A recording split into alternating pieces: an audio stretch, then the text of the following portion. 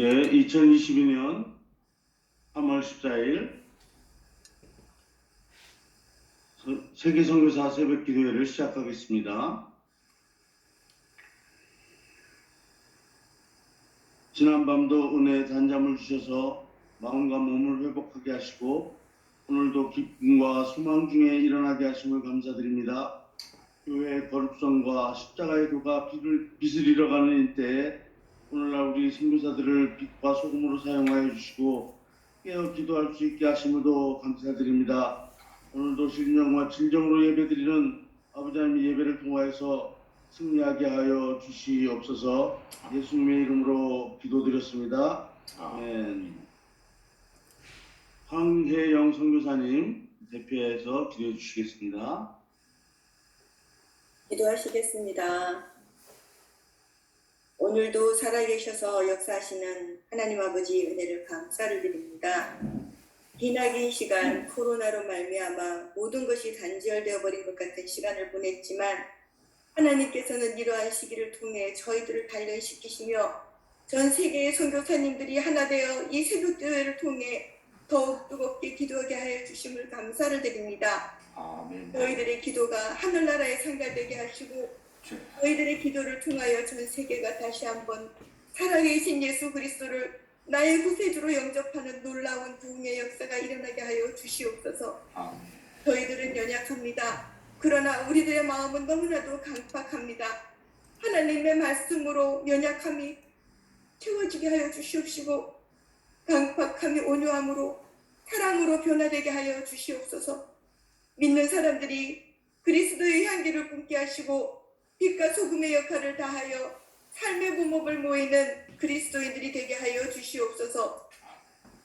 서로의 아픔을 돌아보며 나누고 도와주는 아름다운 배품이 있는 저희들의 삶이 되게 하여 주시옵시고 주님을 기쁘시게 하는 저희들 되게 하여 주시옵소서.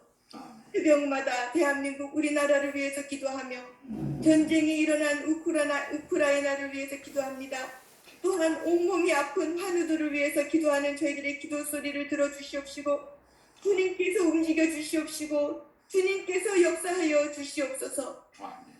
오늘 말씀을 전하시는 송무영 박사님께서 왕 대신 예수님이 함께 하십니다라는 제목으로 말씀을 전하실 때 예수님께서 우리와 함께 계심을 느끼는 귀한 시간이 되게 하여 주시옵소서. 오늘도 살아계셔서 역사하시는 예수님의 이름으로 기도드립니다. 아멘. 예, 성경 말씀 보겠습니다. 마태복음 1장 23절과 28장 18절에서 20절까지 보겠습니다.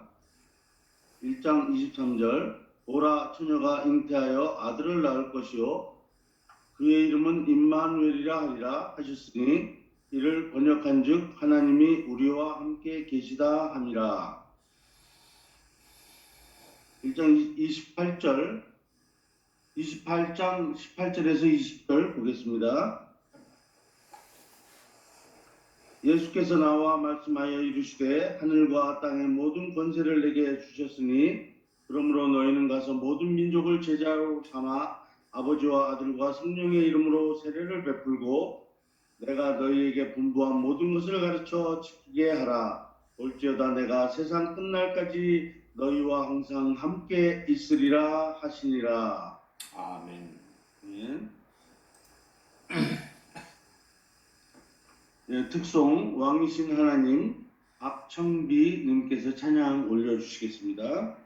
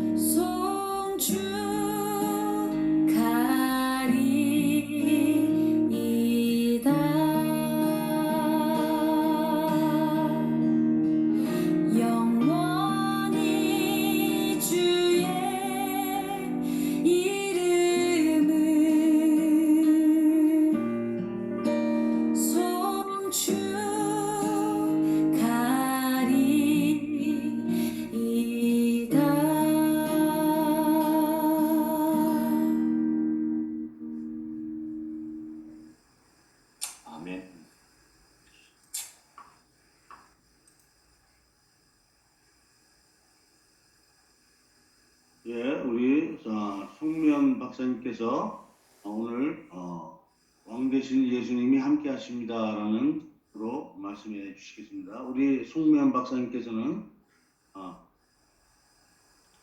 고신대학 신대원 MDB를 하셨고요. 포치스트롬 대학에서 신약학 석사를 하시고 신약학 박사셨습니다. 페르메터 오브 빌리버 새로운 삶에 관한 학문을 연구하시는 학교에서 또 공부를 하셨고요. 미션 오브 올 네이션스 학문을 역임하셨습니다. 남일교회 담임 목사님이셨고요. 성경신앙대학원 대학교 부교수를 역임하셨고 현재 하베스트 대학원의 교수로 재직하고 계십니다. 오늘 말씀 통해서 여러분들의 은혜를 많이 받으시기 바랍니다. 우리 선교사님들 또 목사님들 또 다시 만나게 돼서 반갑습니다. 저는 오늘 왕 되신 예수님이 우리와 함께 하십니다 하는 제목으로 같이 은혜를 나누기를 원합니다. 원래 이 본문은 마태복음 전체를 다 읽어야 합니다. 그렇지만은 본문을 읽는데 시간이 다 갈 것 같아서 마태복음을 어떻게 읽어야 되는가 하는 것에 대해서 말씀을 드리고 은혜를 나누기를 원합니다.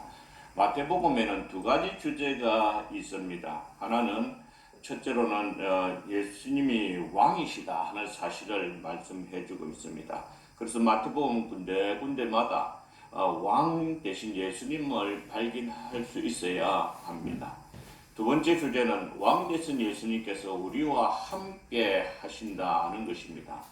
이런 사실을 마태복음 1장에서 마태복음을 시작하면서 1장에서 말씀하고 계시고 또 마지막 장에서도 그렇게 말씀하고 있습니다. 마태복음 1장 23절에 보면 보라 처녀가 잉태하여 아들을 낳을 것이요 그 이름을 임마누엘이다 라고 하셨습니다. 다시 말하면 이 임마누엘이라는 이름은 하나님께서 우리와 함께 하신다 하는 그런 의미의 말씀이지요.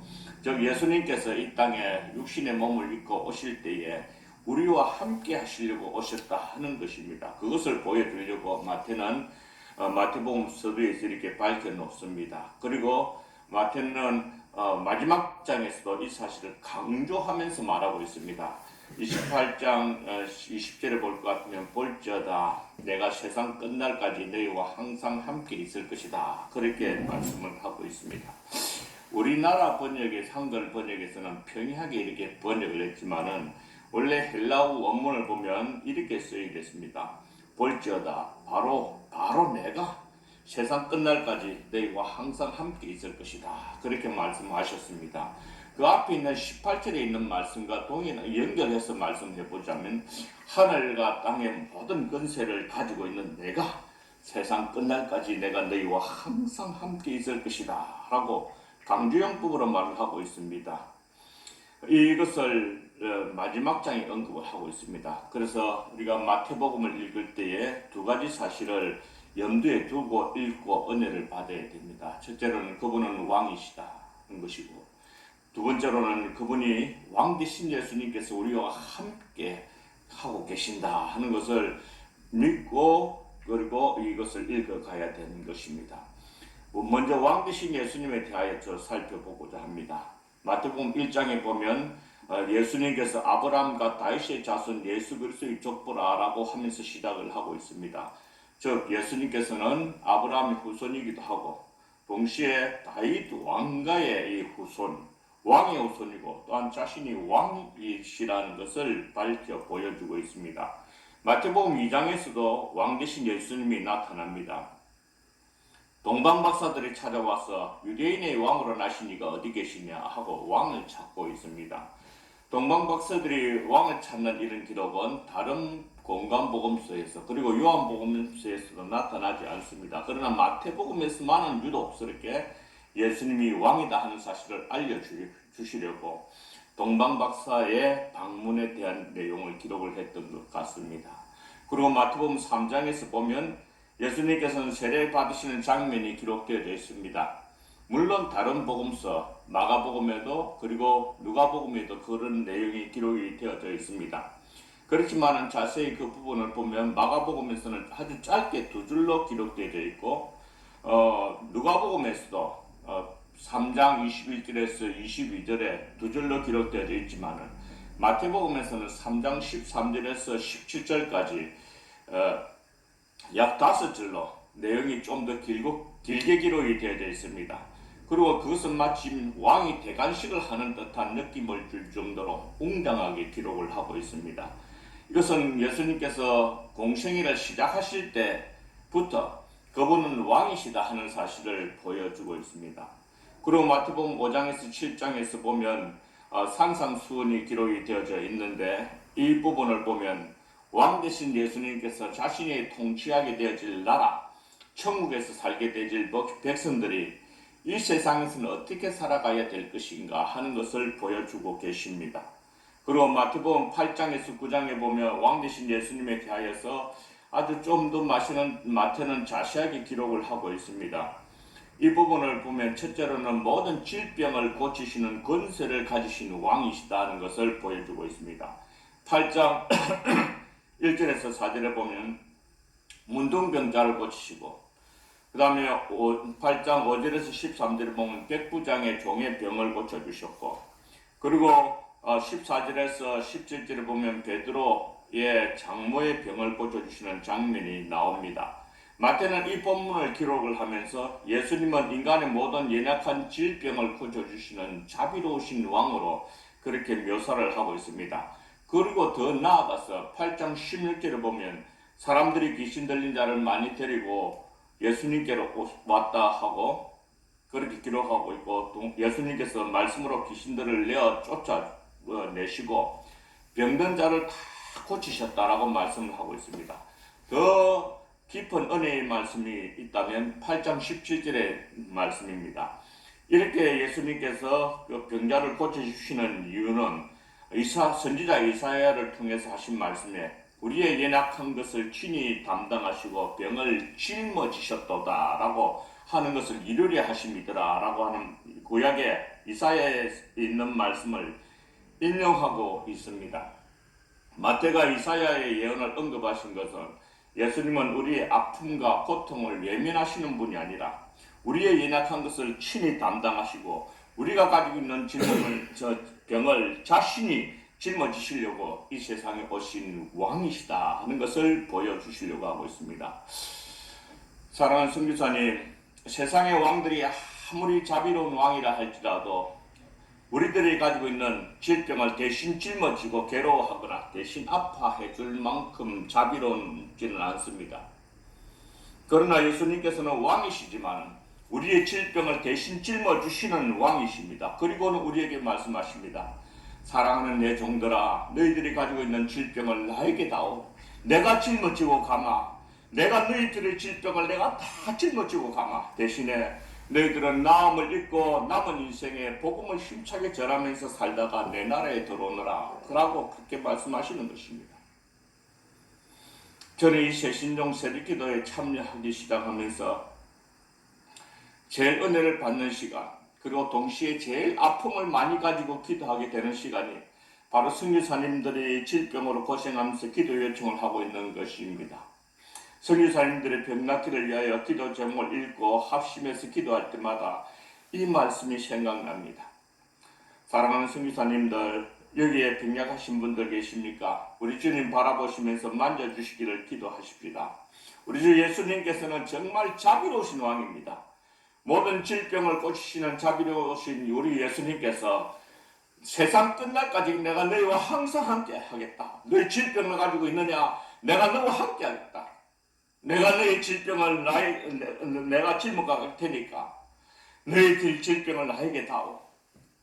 그렇게 말씀하시는 그런 왕이신 예수님이십니다. 두 번째로 보면 마태복음 8장 23절에서 27절에 볼 것 같으면 자연계를 다스리시는 권세를 가지시는 왕이십니다. 예수님께서 바다를 잔잔하게 하시는 사건이 이 본문에 기록이 되어져 있는데 마태는 이 사건을 통해서 마태복음을 읽는 유대인들에게 바로 너희들이 배치겠던 이 예수 그리스도가 바람과 파도도 말씀 한마디로 잔잔하게 하시는 자연계를 다스릴 수 있는 그런 왕이시다 하는 것을 알려주려고 이 본문을 기록했던 것입니다. 이 세상의 왕이 권능이 아무리 커도 이 세상의 나라의 통치자가 아무리 그 큰 권세가 커도 이 자연계를 지배하지 못합니다. 미국 바이든 대통령이 전 세계를 움직일 만한 큰 권력을 가지고 있음에도 불구하고 토네이도와 같은 이 태풍이 불어오는 이 태풍, 그것의 진로를 바꿀 수 있도록 하거나 그것을 멈추게 할 만한 능력을 갖지 못합니다. 이 세상의 통치자들은 대자연의 반란에 대하여 속수무책으로 당할 수밖에 없는 것이 그들의 한계입니다.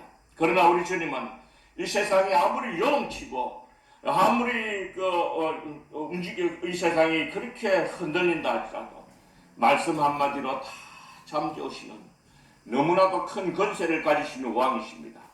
이 왕이 저와 여러분들과 함께 하시기 위해서 이 땅에 오셨고, 그리고 우리와 항상 함께 하시겠다고 약속하신 왕이십니다. 이 왕이 여러분들과 함께 하신다면 여러분들의 선교 현장에 일어나고 있는 모든 어려운 일들, 환경으로 인해서 고통스러운 일들 하나님께서 만져주실 줄 믿습니다. 그리고 영계를 다스리시는 권세를 가지시는 왕에 대하여서 얘기하고 있습니다. 마태복음 8장 28절에서 34절에 보면 예수님께서 귀신 들린 군대 귀신 들린 사람을 고쳐주시는 내용이 기록이 되어져 있습니다. 마태는 이 본문을 통해서 이 본문을 읽는 유대인 독자들에게 아무리 사악한 귀신 들린 자라 할지라도 예수님 앞에서는 양처럼 순해질 수밖에 없는 영적인 존재들이라는 것을 보여줍니다. 귀신들이 굴복하는 이 사실을 통해서 예수님께서는 영적인 세계도 지배하시는 왕이다 하는 것을 드러내 보여주고 있습니다. 이 세상의 왕들이 아무리 강한 능력을 가졌다 할지라도 영적인 세계를 지배하지 못합니다. 그러나 예수님께서는 왕으로서 이 세상뿐만 아니라 죽음 넘어 저 영적인 세계까지도 다스리시는 왕이십니다. 마귀도 이 예수님의 이름만 들으면 벌벌 떱니다. 예수 이름 앞에는 마귀도 꼼짝 못하는 영적인 세계까지도 지배하시는 너무나도 크신 만왕의 왕 우리 주 예수님이십니다. 이 예수님께서 저와 여러분들과 함께 하시려고 이 땅에 오셨고, 그리고 우리와 항상 함께 하시겠다고 약속하셨습니다. 볼지어다 하늘과 땅의 모든 권세를 가지고 있는 내 왕이 하늘의 권세도 가지고 있고 땅의 권세도 가지고 있는 내가 너희와 항상 함께 있을 것이다. 그렇게 말씀을 하셨습니다. 사랑하는 성교사님 여러분, 마귀는 우리를 괴롭히려고 가까이 하지만 우리 주님은 마귀에게서 거짓이고 우리와 함께 하시려고 이 세상에 오셨고 또 우리와 항상 함께 하시겠다고 약속하셨습니다. 선교지에서 늘 악령과 영적인 싸움을 싸우고 계시는 우리 선교사님들에게 우리 주님은 이렇게 말씀하십니다. 하늘과 땅의 모든 권세를 가지고 있는 내가, 영적인 세계도 다스리고 있는 내가 세상 끝날까지 너희와 항상 함께 있을 것이다. 그렇게 말씀하십니다. 마태복음 9장 1절에서 17절에 보면 이 왕은 죄를 사하시는 권세를 가지신 왕이 있다는 것을 보여주고 계십니다. 물론 이 부분에서도 중풍병자를 고치시는 내용이 기록이 되어져 있습니다. 이 역시 질병을 고치시는 내용이지만 질병을 고치시는 사역과 조금 다르게 표현하고 있습니다. 여기에서 마태는 중풍병을 고쳐주시기 전에 그 질병의 근본적인 문제인 죄 문제를 언급하는 것이 특이합니다. 예수님께서 중풍병자의 질병을 고치시기 전에 먼저 그의 죄를 사유하시는 것을 통해서 예수님은 죄를 사하실 수 있는 권세를 가지신 왕이신 것과 동시에 죄 때문에 생긴 인간의 비참한 운명까지도 바꿀 수 있는 왕임을 드러내고자 하시는 의도가 아주 강하게 나타나고 있습니다. 물론 세상의 왕들도 사명권이 있습니다. 하지만 그들은 죄로 말미암아 발생한 인간의 문제는 절대로 해결할 수 없습니다. 예를 들어 볼까요? 에이즈 성병을 가진 어떤 남자가 성욕을 참지 못해서 어떤 여자를 성폭행을 했다고 합시다. 그렇지만 그가 저지른 죄가 크지만은 그가 대통령의 사면을 받았다고 합시다. 그리고 대통령이 그 사람을 불쌍히 여겨서 사면을 했다고 하십시다. 그러나 그 사람이 저질렀던 죄로 인해서 에이즈병에 걸린 이 여인은 고칠 수가 없습니다. 하지만 주님은 인간의 죄를 사면하실 뿐만 아니라 죄로 파괴되진 인간의 문제까지도 해결하시는 전능하신 왕이십니다. 이런 왕 되시는 예수님께서 우리와 함께 하시려고 이 세상에 오셨고 우리와 항상 함께 하시겠다고 하셨습니다. 인간은 죄로 말미암아 망가진 버린 존재들입니다. 물론 구원받은 우리들이지만 죄 때문에 죽을 수밖에 없는 우리들을 구원하신 예수님이시지만 그러나 살다 보면 죄 문제로 늘 괴로워하고 힘들어하는 저와 여러분들입니다. 그런데 주님께서는 이렇게 얘기하십니다. 수고하고 무거운 짐진 자들아 내게로 오라. 내가 너희들을 쉬게 할 것이다 라고 하시면서 죄짐을 지고 살아가는 저와 여러분들에게 주님께서 가까이 오라 부르십니다. 사람들은 저를 볼 때 목사로 또는 신학교 교수로 부끄럽지 않은 삶을 살아오셨다라고 말을 한 것을 종종 들을 때마다 제가 자신이 얼마나 부끄러운지 모릅니다. 다른 사람들은 잘 몰라도 저는 저 자신을 잘 압니다. 주님 앞에 설 때마다 내 속에 가증한 것이 얼마나 많이 들어있는지. 그래서 저도 죄로 인해서 괴로울 때가 많습니다. 그때마다 주님 앞에 서기 싫은 정도로 제 자신을 미울 때가 많습니다. 그런데 주님께서는 죄로 인해서 망가져버린 인간인 저를 찾아오셔가지고 사랑하는 아들아 내가 이 땅에 너 때문에 왔고 또 네가 세상 끝날까지 살아가는 그날까지 내가 너와 항상 함께 있다 라고 하는 이 말씀을 들을 때마다 얼마나 감격스러운지 모릅니다. 마태복음 9장에서 죄와 관련된 내용을 길게 언급하는 것을 볼 수가 있는데 그것은 예수님께서 이 세상에 오신 삶의 목적이 죄인을 불러서 해결시켜서 하나님 나라로 이끌어가고자 하는 그런 모습인 것을 보여주고자 하는 것입니다. 오늘 9장에 이어서 나오는 이 재림 마태를 부르시는 장면이 나옵니다. 그와 함께 잔치를 하면서 죄에서 해방된 자의 기쁨이 결혼식에서 잔치하는 기쁨처럼 신랑과 함께 있는 것처럼 그렇게 비유를 하셨습니다. 사랑하는 선교사님들, 마귀는 우리로 하여금 죄를 짓게 만들려고 접근하지만 우리 주 예수님은 우리 죄를 정결하게 하시려고 찾아오시고 우리와 함께 하시려고 하십니다. 누가복음 5장에 보면 베드로는 주님이 깊은 바다로 가서 그물을 내려서 물고기를 잡으라 했을 때 말씀이 의지하여 그물을 내리겠다 하고 많은 고기를 잡았습니다. 그러자 사도 베드로는 고기를 잡는 순간에 자신의 죄됨을 발견하고 우리 주님 앞에 이렇게 고백합니다. 주여 나를 떠나소서 나는 죄인입니다 라고 고백했습니다. 그러나 주님은 죄인된 베드로를 떠나지 아니하시고 오히려 그를 불러서 귀한 일을 맡기면서 그를 귀하게 사용하셨던 그런 왕이신 분이십니다. 이 세상의 왕이나 통치자들은 죄인들을 가까이 하지 않습니다. 오히려 죄인들을 멀리합니다. 자신의 신복이라 할지라도 자기가 그렇게 아끼고 사랑하는 신복이라 할지라도 죄가 있으면 버리고 마는 것이 세상의 권력자들이 취하는 태도입니다. 그러나 예수님은 그렇지 아니하십니다. 그분은 세상의 어느 왕보다도 더 높으신 왕이십니다.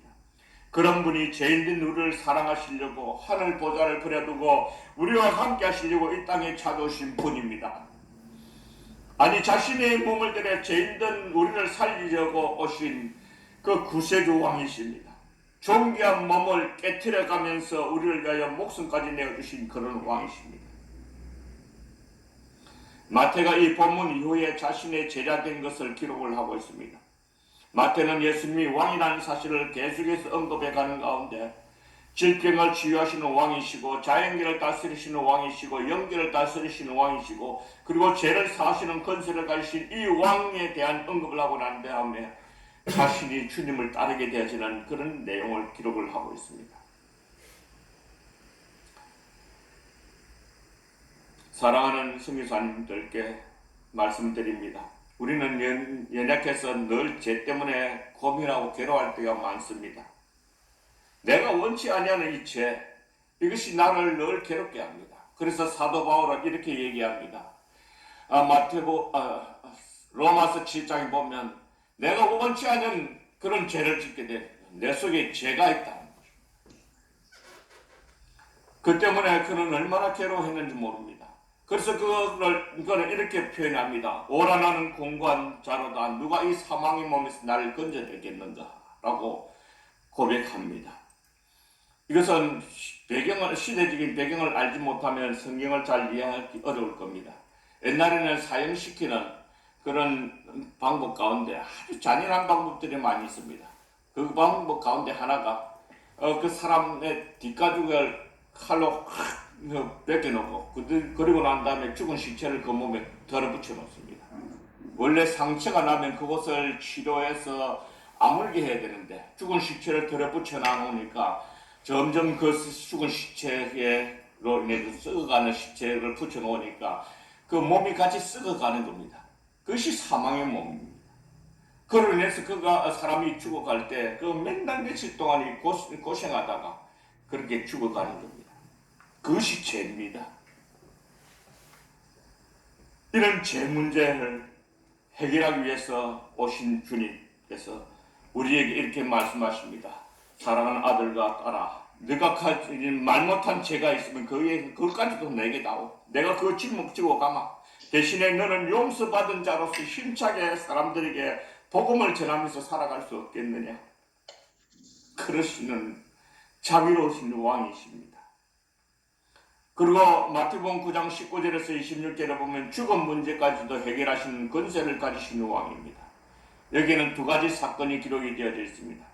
하나는 혈육적 여인을 고치시는 기록이 되어져 있고 또 하나는 해당장의 딸을 살리는 내용이 기록되어져 있습니다. 이 혈육적 여인을 고치시는 사건을 통해서 마태가 보여주고자 하는 메시지가 어떤 것입니까? 혈육증이라는 것은 여인의 음부에서 하혈을 하는 병입니다. 몸에 시시때때로 피를 흘림으로 인해서 몸은 해골같이 마르고 창백한 모습이 되어집니다. 12년 동안 그렇게 피를 흘렸으니 이 여인에게서는 여성다움 아름다운 모습이라는 것을 찾아볼 수 없는 그런 상태가 되어졌습니다. 몸이 해골같이 바짝 말라있는 그런 여인을 누가 사랑하겠습니까? 여성으로서의 이미 죽은 것이나 다름없는 이런 상태에 있는 이 여인을 고쳐주셨다는 것은 여성으로서의 생명의 회복이라는 그런 의미를 가지고 있습니다. 어린 소녀를 살리시는 사건을 통해서도 역시 마태가 보여주고자 하는 메시지는 어떤 것입니까? 그것은 예수님이 생명의 주가 되셔서 인간의 죽음 문제도 해결하시는 왕이시다는 것을 보여주고자 하고 있습니다. 이 세상의 왕은, 이 세상의 통치자는 인간의 죽음 문제에 대하여 아무런 힘도 없습니다. 이 세상의 통치자들은 사람을 죽일 수는 있겠지만 살리는 일은 할 수가 없습니다. 그러나 우리 주 예수님은 심판주로서 인간의 생명을 죽일 수도 있는 분이시지만 죽은 자도 일으키시는 전능하신 하나님이십니다. 이런 왕 되신 예수님께서 우리와 함께 하시려고 이 땅에 오셨고 또 우리에게 내 볼지어다 하늘과 땅의 모든 권세를 가지고 있는 내가 너희와 항상 함께 있겠다라고 약속하셨습니다. 마귀는 우리의 영생을 빼앗아가려고 우리에게 접근하지만 우리 주 예수님은 우리의 영생을 찾아주시려고 우리에게 찾아오신 분입니다. 인간에게 있어서 이 죽음이라는 것은 원래 정상적인 것 아닙니다. 원래 인간을 하나님께서 창조하실 때에 영생 가운데 창조되어서 영생할 수 있는 그런 존재로 만드셨습니다. 그러나 범죄함으로 인해서 우리가 영생을 잃어버리게 되는 것입니다. 얼마나 아까운지 모릅니다. 오늘날 많은 사람들이 죽음을 보거나 또한 죽게 될 겁니다. 이것이 정상적인 인간의 모습으로 생각합니다. 그러나 그것이 아닙니다. 원래 인간은 영생 가운데 창조되어서 영생하도록 살아가는 그런 존재였는데 이런 비정상적인 인간의 현실을 보시고 정상적으로 돌리시려고 우리에게 찾아오셨고 또한 우리로 하여금 영원히 살 수 있는 그 길로 인도하시려고 오신 분이 바로 우리 주 예수님이십니다.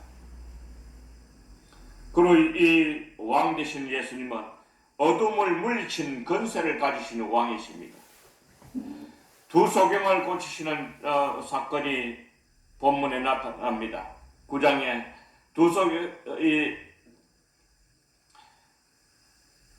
해당장 야이로의 딸을 고치시는 장면 이후에 이어서 나타나는 사건이 두 소경을 고치시는 사건입니다. 이 사건을 통해서 마태가 보여주고자 하는 메시지가 무엇입니까? 그것은 어둠을 물리치는 권세를 가지시는 왕이시다는 것을 보여주고 있습니다. 이건 역시 병자를 고치시는 주님이시지만 또 다른 의미를 가지고 있습니다. 소경은 어두운 가운데 사는 사람입니다. 그런 소경을 고친다는 것은 예수님께서 이 땅에 빛을 주러 오신 왕이시다 하는 것을 보여주시는 것입니다. 다시 말하면 예수님은 어둠의 세상을 이기는 권세자 왕이 되신다는 메시지를 주고 있습니다. 우리가 이 세상을 살아가면서 어두운 시기를 지날 때가 많습니다. 인생의 어두운 질곡을 지날 때, 그때마다 우리 주님께서는 함께 하셔서 우리에게 갈 길을 보여주시고 우리가 가는 순례길에 빛을 비춰주시는 그런 왕이십니다. 그렇기 때문에 저의 인생과 여러분들의 밝은 미래는 오직 왕 되신 예수님께서만 주장하실 수 있고 그분만이 우리를 밝은 미래로 이끌어 가실 수 있는 분이십니다. 그런 왕께서 우리와 함께 하시기 위해서 오셨고 또 항상 함께 하시겠다고 약속하셨습니다. 이런 식으로 마태복음을 쭉 읽어보시다 보면 우리 이 마태복음을 통해서 두 가지 주제를 연결해서 생각하고 읽어야 은혜가 되어지는 겁니다. 마태복음 11장에서 28장 사이에는 두 가지 흐름이 나타납니다. 하나는 예수님을 조금씩 거역하는 무리들이 한 무리가 있고 또 하나는 점점 예수님이 누구인가 하는 것을 점점 더 깊이 알아가는 그런 무리들이 있습니다. 첫 번째로 예수님을 점점 왕 되신 예수님을 거역하는 무리들의 흐름에 대하여 살펴보고자 합니다. 마태복음 11장 이하부터는 예수님께서는 조금씩 기존 종교인들에게서 반감을 사기 시작했고 그들과 갈등하는 관계로 발전해가는 것을 보여주고 있는 것 같습니다.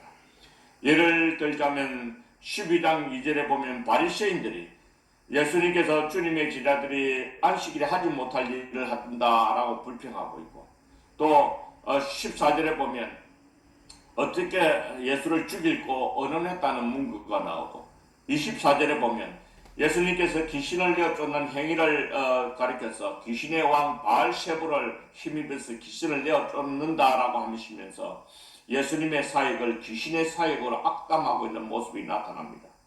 14장에 보면 바리새인들과 서기관들이 신학적인 논쟁을 하고 있는 본문이 나타나고 있습니다. 15장 1절에 보면 바리새인과 서기관들이 예루살렘에서 왔다라고 얘기하고 있습니다. 16장 1절에 보면 바리새인과 사두개인들이 예수님을 대적합니다.